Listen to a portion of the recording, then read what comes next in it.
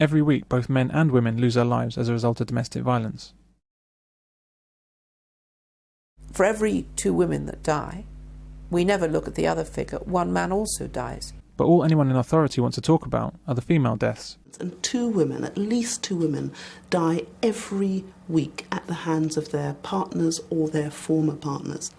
I mean, if every week 2 white women and 1 black woman were killed due to domestic violence, what would a government minister say? 2 white women a week are killed as a result of domestic violence. This is a very serious problem for white women. I don't think so, but they seem happy to ignore male deaths from domestic violence. And 2 women, at least 2 women, die every week. Women will, when they do murder, tend to use knives. Or another thing, they do get other people to do the murders. There's quite a lot of substitution there. Violent people are violent, be they men or women, and quite simply, if you look at what happens in a violent family, all the children are infected. This idea that the feminists try to put about, which only boys inherit the violence through the violent behaviour, is rubbish. Girls are equally affected. I felt that if I wasn't there, she would take it out on them. The reason for believing that is that my wife was abused as a child. Her father left when she was 8. He was abused by his wife. He was told that the children would be safe if he went. He needed to go, otherwise he'd have a nervous breakdown. And the children would be safe, but they weren't. As soon as he'd gone, she started on them. She's incredibly like her mother, but she won't accept that there is anything about her that is like her mother because her mother abused her and because she doesn't want to see it. Why do public service websites, such as the BBC's Hitting Home website, not bother to mention the 30 male deaths a year from domestic violence? The BBC says that 81% of domestic violence is caused by men, and that's why their site concentrates on women.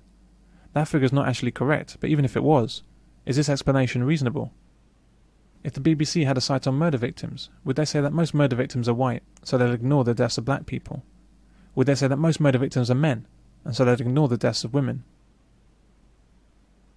On their front page, they say they have information and help for anyone affected by domestic violence, but as soon as you look for this help, as if by magic, it becomes solely about women as victims and men as perpetrators.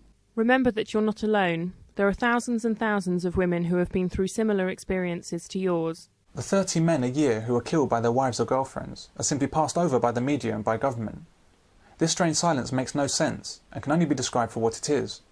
This is behaviour motivated by hate, just like racism. With the invented figure of 81% of victims being female, the BBC completely ignores well-established research that shows that domestic violence is most often caused and initiated by women. They further ignore the fact that the vast majority of violence against children is committed by women.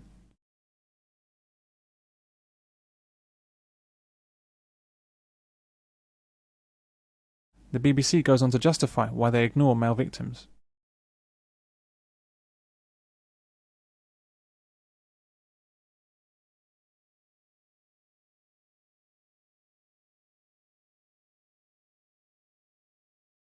So what the BBC is saying is that because fewer men than women report that they're abused, because violence committed by men is so highly publicised, and violence committed by women is massively underreported, and because men killed by women account for only a quarter of all domestic violence deaths, the men are not worth talking about. As with so many issues to do with the relative suffering of men and women, the man's story is left untold. The reality is that female violence is deliberately ignored by the media, government and police, despite what their own figures tell them. The government seeks to deny the existence of female violence, and deny the existence of male victims.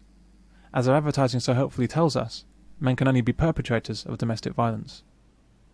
What kind of things go on with women being violent towards men? Because you simply don't hear about it. You never hear about it. Is it just the same stuff that might happen to women, or is it... Well, according to the refuge that we use, and this was at the launch of our project last year, there were police there, social services, MPs and all that. She opened up and she said, I had no knowledge of what men were going through until they came to the refuge. She said, it's turned on its head all the notions that men and women couldn't mix together. That's the first thing. And secondly, she said, there is absolutely no difference between the men that come to the refuge and the women coming to the refuge in terms of what they've suffered and what their needs and supports are. She said they are absolutely identical. I can certainly say to you that the men phoning us up, in the physical stuff, they are punched, slapped and scratched, they're headbutted, they're kicked in the groin, they have knives stuck in them, they have ashtrays thrown at their heads, they have scalding water thrown over them, boiling fat, they are strangled. On the emotional side of things, nearly all of them are screamed and shouted at, so you imagine that with all the neighbours, and you imagine that sort of day after day, scream and shout, scream and shout, scream and shout. They get false allegations so that she'll go round and tell the neighbours that he's a violent man, so that they'll tell his friends that he's a violent man, so suddenly he goes down the pub and they'll turn away from him or they move off the table, so she'll isolate him. Shame on you! Shame on you! I do not hit my wife! She'll threaten to call the police after she's assaulted him or they've had a row, and then in other cases that turn through to she does call the police. They'll make physical threats. I'll do this to you, I'll do that to you. They'll make death threats. You wait till you go to sleep, you'll have this knife in you. Like one of the chaps we've got runs a helpline in Scotland, 20 years he put up with it, and he was a teacher, and he said when it got to the end of the day, he said, I used to start to shake. And these people don't leave because what? Kids. They feel tied to the other person? Well, yeah, because he's got kids, so he said if I go, I don't see my kids. It's simple as that. I leave, she'll just tell me. I mean, a lot of these women say, don't you dare leave, you ever leave, because they know what they're doing. You ever do leave, you ain't going to ever see your kids again. So, of course, he would then go down on the statistics as a deserting father. He's deserted his family. The truth of the matter is that he's come to this agonising decision of, do I stay there for 20 years or 15 years or whatever it is, or do I say, no, I've had enough of it, I'm leaving. And if it's that bad, then sometimes they leave. But this bloke, he didn't. He stuck it for 20 years. He came down here for the training course and stayed here. And he said, you're going to have to put me in a separate room, he said, because I still wake up in the night screaming. You know, they talk to me about how two women are killed every week in England by their partners. One man is killed, but they don't account for the 3 who commit suicide every week. I know those men, and I know why they kill themselves.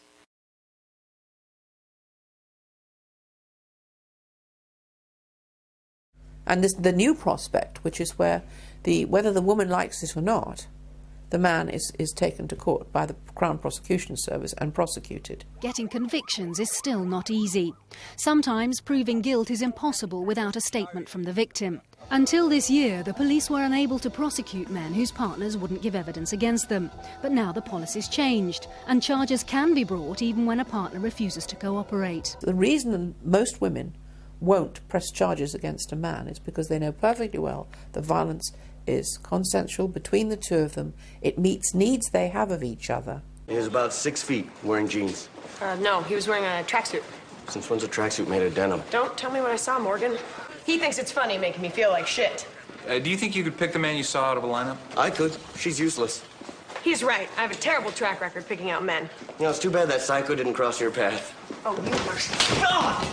Okay. Arrest her! Arrest me? Okay, let's just calm down.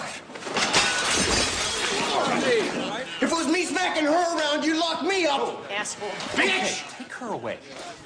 And that is a matter of therapeutic care. That's what I'm saying in this paper. It's a matter of therapeutic care, that they have to look at their needs and what it does to them and their children. Just prosecuting him when she's going to go straight back to him as soon as he comes out is a total waste, A, of understanding, and B, of the use of the law. We're ready to go. We worked it all out. We'd like to drop the charges. Well, you can just express your undying affection to the judge. You're not letting us go? Not till the van shows up to take you downtown. Asshole. Bitch! For men violently harmed by women, there are virtually no local government or charitable resources to turn to for help, whereas for women, there are a wealth of services funded by the state. And that if there's a phone line there in a county or a national phone line, anybody that's experiencing domestic abuse should be able to phone that line and get help. It doesn't actually make sense drawing a distinction. It really doesn't. No, it doesn't. Do it for any other crime. It astounds me. For this. It's like having a dentist. You want to have a dentist for men and for women, and gays go to that dentist. You're white. Oh, you can't. That's just only for Asians. This one, so you can't go to that one. You can go to that one down there, but that's not open today. You know, that's rubbish. You're a human being, aren't you? It's a terrible waste of public money because it is not actually reaching out to all the victims that it should be reaching out to. And worse than that, it's excluding men. And if it's excluding men, it's excluding their children because their kids see it all. You know, when Dad's having the crap beaten out of him, or his wife's bottling him one, or she's giving him all the mouth and putting him down all the time, the kids are seeing all this. And in the worst cases, they're copping it as well. And I keep saying to the Home Office, and I say to Women's Aid or Women's Refuge, all right, I know you're only interested in women, but what about kids? Don't they count? You know, you might hate men, but what about their kids?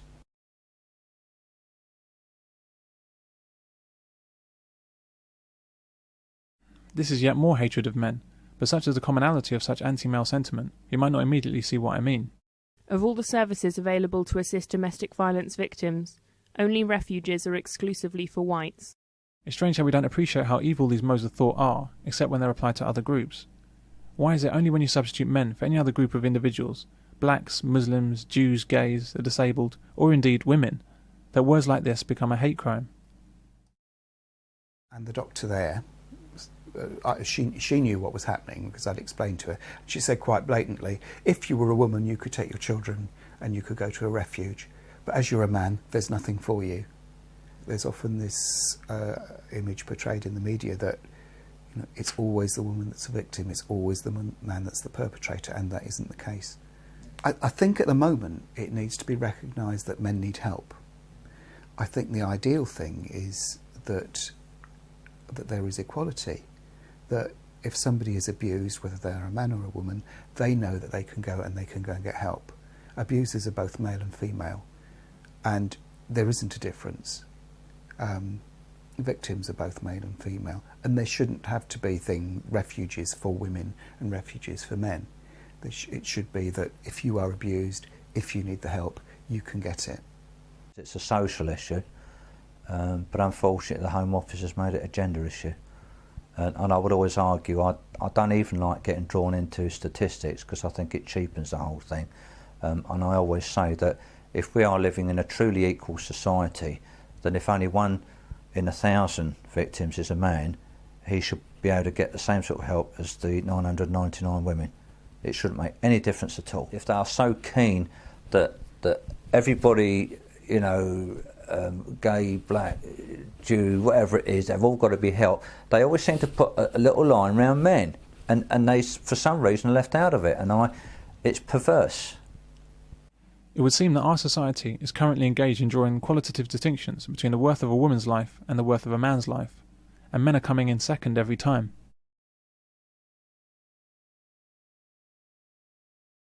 But maybe the BBC is not hating on men.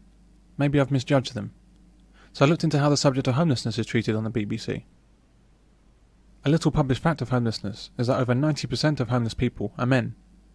Homelessness is a very real and present danger for men. Many men are closer to this state than they might realise, particularly if they're involved in a relationship with a woman. If it comes to an end, the norm in the family courts is that she gets the house, which he pays for, and he gets his mate's sofa. So, with over 90% of the homeless being men, you might expect the BBC to mention this fact, and perhaps make a statement of the kind, why this site refers mainly to men as victims of homelessness. They did this with domestic violence, they'd surely do it with homelessness. But strangely enough, this isn't the case. If you search on homelessness on the BBC, they want to tell you how domestic violence leads to the homelessness of women.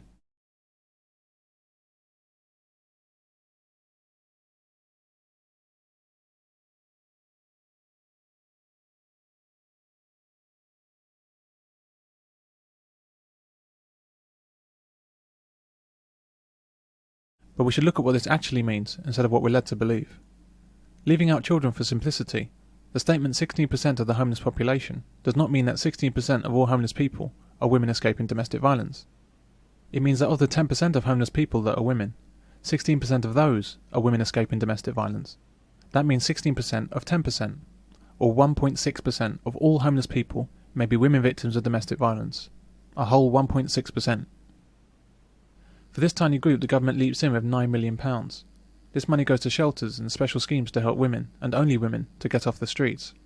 A homeless woman only needs to claim that she's been abused by a man to gain benefit. In the meanwhile, the overwhelming majority of the homeless, men, are left to languish on the streets with neither help nor interest from the government or the news media. Many of these men are made homeless by court orders for domestic violence, preventing them living in their own houses, even when it's the women who've been violent. It doesn't matter what if he's scratched and whatever, he's taken out of the situation because it's a positive arrest policy. The Lancashire Constabulary policy is to effect an arrest where a power of arrest exists, and it's certainly drummed into officers that is the positive intervention and positive action that is expected of them at the scene of a domestic violence incident. She said she'd hit him around the back of the head with something nasty and blood was flowing from the back of his head. So he called the police, and when the police got there, she just screamed and shouted, "Oh, he was going to try and kill me, so I did that to him." And the copper arrested him. He said, "Well, hang on, and he's, of course, then he was done for resisting arrest." Thanks to Harriet Harman, a man can be found not guilty in a court of law, but a judge has a right to what's called a yellow card, and he can issue that to the man, and he can't, even though he's been found not guilty, go back to his own home and his children. How can we be making laws that do that? The BBC would rather highlight how men might be responsible for the homelessness of a tiny group of women, rather than even mention the fact that enormously higher numbers of homeless people are men. In light of this fact, it's somewhat surprising to see the picture of a woman heading up the site. The BBC then say that homelessness can affect anyone. It can hit families and single people alike, young or old, men or women. But this is quite obviously a misleading statement. If homelessness can affect anyone, then why are over 90% of the homeless men? What is it about the way our society treats men that means that they end up on the streets and women don't? And why is it that when percentages were 81% women to 19% men, which are the BBC figures for victims of domestic violence, the BBC simply dismissed the murders and other suffering of men in domestic violence incidents as a minority not worth discussing? But when the percentages are reversed, as with homelessness, the BBC tells us that it can affect anyone, men or women, and women are not dismissed. People lose their homes for a wide range of reasons: falling out with their family, suffering from domestic violence, or being evicted by their landlord, to name but a few. Why does the tiny incidence of domestic violence get headline billing? That's like saying, people die for a wide range of reasons: old age, disease, and being trampled by elephants, to name but a few.